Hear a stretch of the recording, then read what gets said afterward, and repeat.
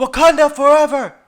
Wakanda Forever hit theaters this weekend, and I've got to say, in a world where Phase 4 has been pretty hit or miss for the entirety of its duration, Black Panther Wakanda Forever has cemented itself as the best film in Phase 4. From the get-go, this movie hits the ground running, and goes through so many different emotions that it's hard not to break down while watching this film.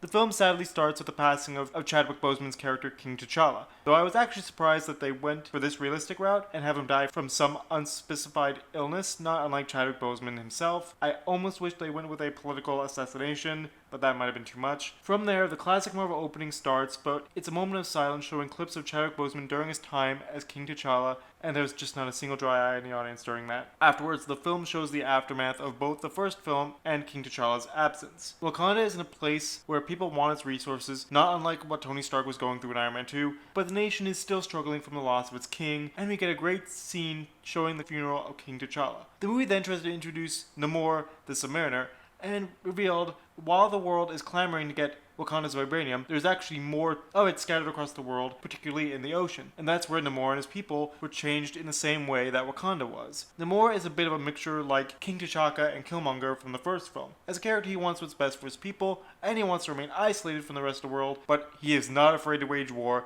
and he will do so, because he wants to kill the newly introduced character Riri Williams, aka Ironheart, who created a device to locate vibranium. Shuri, not liking this, tries to save her, but in the end is captured and taken to Namor's kingdom, Telecon. And I love that scene. I love the mind influence that Namor's character has. I'm not familiar if this was the case in the comics, but it really felt like a civilization, not a sci-fi kingdom. As a side note, I almost bought the idea that Namor and Shuri could end up being a couple by the end of the film, with the whole scene I just mentioned. It was kind of romantic. And while this ended up not being the case, since Namor invaded Wakanda and murdered Queen Ramonda, if they did end up together in the future with good character development, I would not complain. But I'm not holding my hopes out on that being to happen either. After Shuri is rescued, however, the film revolves around Wakanda and Telecon's war, and it is brutal.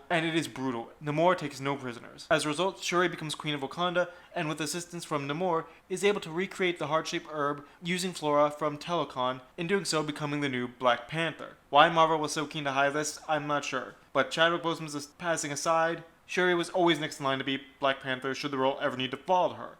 And after seeing her throw down with the new suit against Namor, while using both the new suit and her skills of technology, it's pretty awesome. There's one point where Shuri is impaled, but breaks the spear and walks it off. Literally. In a nice callback to the original film, Shuri gets Namor to yield, ending their war and taking her place as Queen of Wakanda, but not before finding out that her recently deceased brother had a son. At this point, she takes a moment to mourn her brother with a nice little musical piece ending the film. Black Panther, Wakanda Forever, is not truly a sequel so much of it is a tribute, and while it is sad that we will never see Chadwick Boseman again, nor T'Challa's story continue, it is definitely one of the best films Marvel has ever made, if not one marked by tragedy.